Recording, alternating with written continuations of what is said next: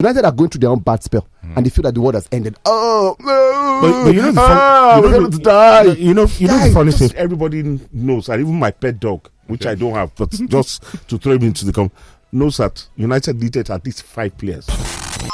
This is Sports Zone on Lagos Talks 91.3. Oh, I sweet me die over the weekend. Sweet me die. You know, I always say this, that I think the media. I think that's the only prediction I got right. The media is very. I don't want to use the word funny, but the media is funny. Pep had a terrible season. Yeah. Horrible season for his own standard. Yeah. And I was he's got credit in the back, leave him. Yeah. This year his season has started bad.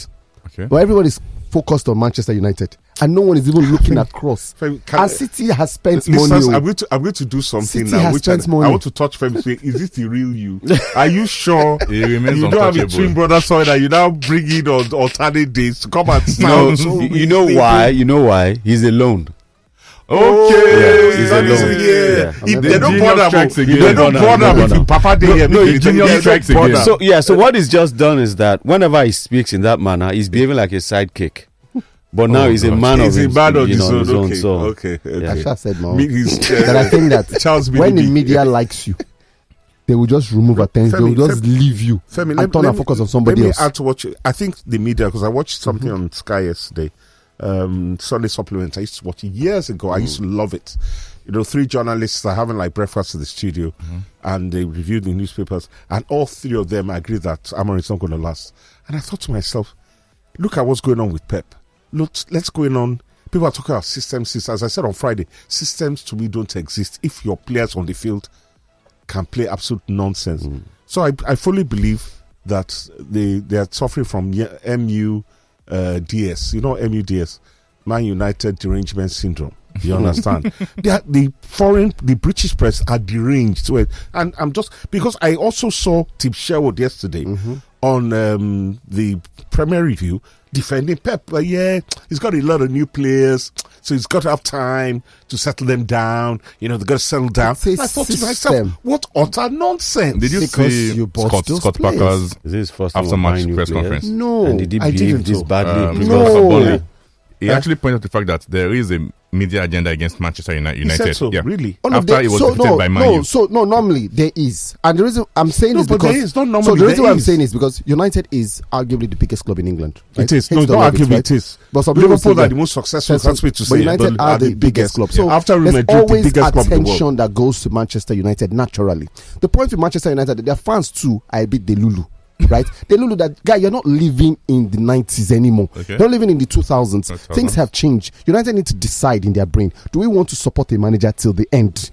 Right? Or do we want to turn to old Chelsea system where we hire and fire? Because currently you're in the middle. You're like, we want to be the success, but it's a process. Choose one. Arsenal has decided. I'm buying you a Gege bread this morning. Actually, what am I doing today? What is going on? No, you don't know where you are. You don't know what you've become with these words that are coming out of your mouth. No, but it's the truth. But you don't say it often. No, the truth. No, I do. No, I said that. No, for me. Does it mean you lie? You are saying the truth this morning. For me, I have said that the result of Manchester United is bad. But my own philosophy is always, if you are on a path, stick to it. Arsenal has shown us. While I don't support Arteta not winning anything, I'm still saying Arsenal has shown that if you stick to a manager, 8-8, he now moved. Second, right? Why not stay with the process? It will be bad. You will cry. You will feel pain. But you will get to it because nobody stays on top forever. Nottingham Forest were on top at some point. Celtic were on top at some point. Aston Villa were on top at some point. Liverpool were on top at some point, right? Now they're all trying to get back to that top. United are going through their own bad spell. And they feel that the world has ended. Oh, no. But you know we're going to die. You know the funny thing, Femi. I'm so in agreement because there are a lot of United fans this morning that want Amorin out. And funny enough, I say it with pride. I was first one that wanted Moyes out. I was first one that wanted LVG out. I was first one to want Mourinho. All of them till this. You know why? For me, the last 2 managers we had, main substantive managers, have been damn liars. Ole and Ten Hag. No, they've been liars. This is where we disagree. No. Ole was not a liar. No, he was a liar. He was a liar. Ole was not a lawyer. No, he was a liar. Big liar. Ole did his best with what he had. No, but he's told lies. No. Ole used to lie. What lies? I will not take this. Everything is fine. Everything's going on. You're not going to throw your team under the bus. Excuse me. I love Amorin. You know why? Because it's a man. He says what he means and means what he says. The man says, there are times I love my players and there are times I hate them. And that was true. And it's true. Yeah, other managers. Can you imagine the British? Oh, when they play Grimsby, he was high. He did take penalty. He should have been on the side, puffing out his chest. Rubbish. Of course, every manager should have done. That's what the man does. Every manager ought to be ashamed that Grimsby took you. No, it's called football. It's called football. No. With the kind of flaky players United have. Femi, without coaching, that team should have defeated Grimsby. Wait. Flaky players. Didn't he buy 4 of those flaky players? What's your point? Is it that the flaky players came by mistake? Okay, now it's not the one that signed. Wait, not the one that signed Mbuemo. It's not the one that signed Cunha. Yes. It's not the one that signed Sheshko. It's not the one that signed Dogo. Yes, he did. Now he buy those people now. Yes. He said everything he wants. Yes. Have you seen anything from those 4 people to tell you right now United have turned the corner? No. I'm saying it's a process. I disagree. Cunha has shown himself. What did you do? What did Cunha do? They've not done enough for me. What did Cunha do? No, I think how many games? How many games? What do you mean? How many games? How many games did Ekitike need to show you he's around? He did not need up to 3 games. Wait till Ekitike players. You see him. Waiting. When Ekitike play for this first boy. game. What's the boy? This boy where Agaracha be waiting the outside striker. Okay. Your correct. Sorry. Agaracha. What on earth is that? Agaracha means something. I was wondering where that came from. Agaracha means something. Is that a new Nigerian player? I don't know about. Oh no. It was a senior moment. Oh no. Did you see any of them yesterday? Yes. I saw him pick a yellow card yesterday. Come on, that's a negative. The question you asked is, did you see me? But Ekitike, no, until yesterday. As a matter of fact, Ekitike had a moment that would have been an assist for a goal. But he has had 2 good games this season. That you will not deny. Out of 3, he had 2. How many good games has Cunha had? Don't tell me against Arsenal that he tried. He had chances. Cunha played well against Arsenal. He played well against Fulham. Remember, he brought out a world-class save from Leno. His mates are scoring goals. He's bringing water. Is that what they paid him to go and be doing? No. So his space will be bringing a world-class save. No. You see, but let us move away from all that. For me, the long and the short of it, I'm 100% behind Amorin. He's made 100%. He's made his mistakes. And 2, but in the scale of making mistakes, the top for me is the board. Whether it's we're still owned by the Glazers or Ineos, this guy, everybody knows, and even my pet dog, which I don't have, but just to throw him into the com, knows that United needed at least 5 players, new players, a goalkeeper and a midfielder who can actually defend and attack and has legs. What do you suggest in the market today? That's another story. Nobody forced the manager to go and buy striker. You see that? No. He has bought what he wants. The question is, he knows he needs these people, but they are not available. No, they are available. He refused to buy them. No, they're available. It's the owners that now they are trying to. So the owners gave him Sheshko. The owner gave him Cunha. He needed 5. Excuse me, 1, 2, 3, 4, 5. He has bought 4 now. No, he's bought 3. He's bought 4. Dogo is 4. Dogo was in January. I beg we're talking about this window. How many players has he bought since he came? This window. We're talking about this. In this window, we needed 5. I mean, you started to stray again. No, we needed 5 players in this window. In the summer transfer window. I didn't know you needed 5 players. Why can't you coach? Coach, go and coach. Well, I've come back. This is me back. Between you and I, that's why I say it's made a mistake. Why can you not take a Mashraoui and turn him into a DM? So that's a different conversation entirely, and I hear you. But let's go to that fantastic game of football yesterday, which is, I'm sure it's the news time, but I just want to point out something. You know, you spoke about Arteta coming second in the last 3 seasons. Yesterday, I may have seen something. And it was a Liverpool fan that pointed it out to me on CNN this morning. I like what the guy, something Atkinson said. He has a Liverpool pod. Yes, you could say he was talking through red-tinted glasses. But I kind of get the point of what they was trying to say. Now, listening to both managers after the game, it was on point. I think what Slot said was brilliant.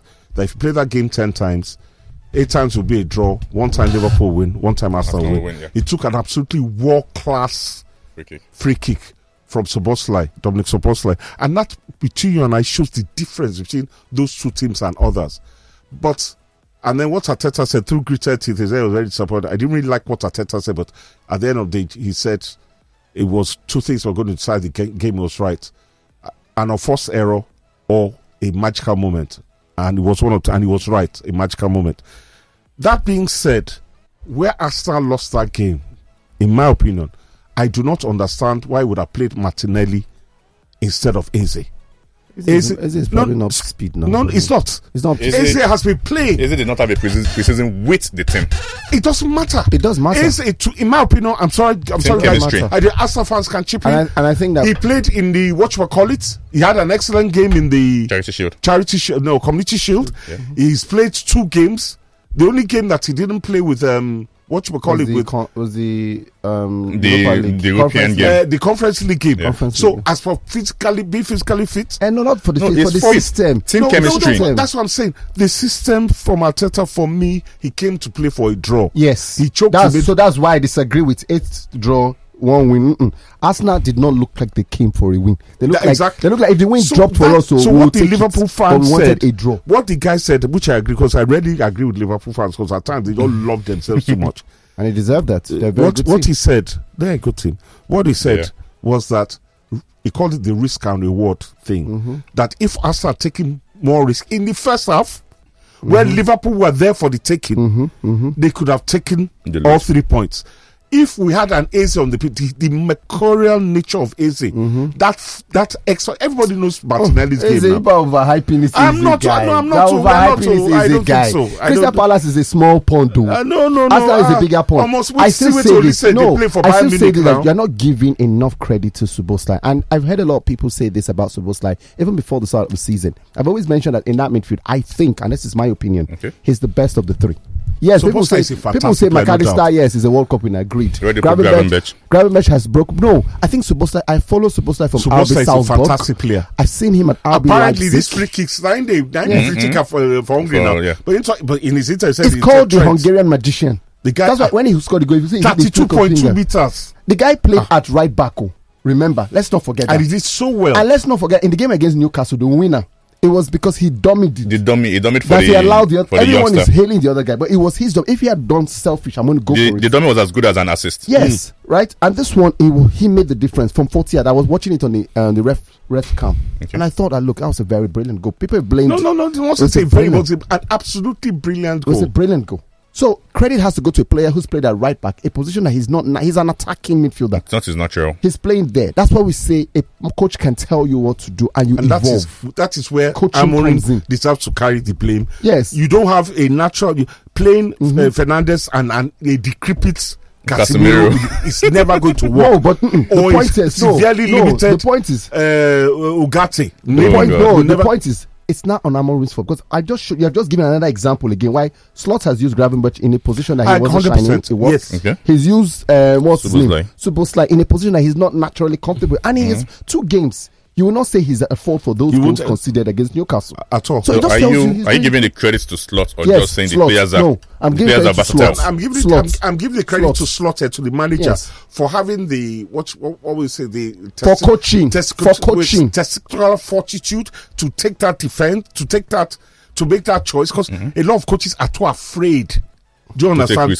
To take risks, for having the balls to take that risk, to play, and then the players themselves for having the ability to adapt to the coaches, what the coaches said. So, credit to Slot, and it was, for me, I think that match was a nil-down draw, although I predicted Arsenal to, because I looked at Liverpool's defensive frailties. But considering that, and by the way, they've bought Isak, 130, 125, 125, all in.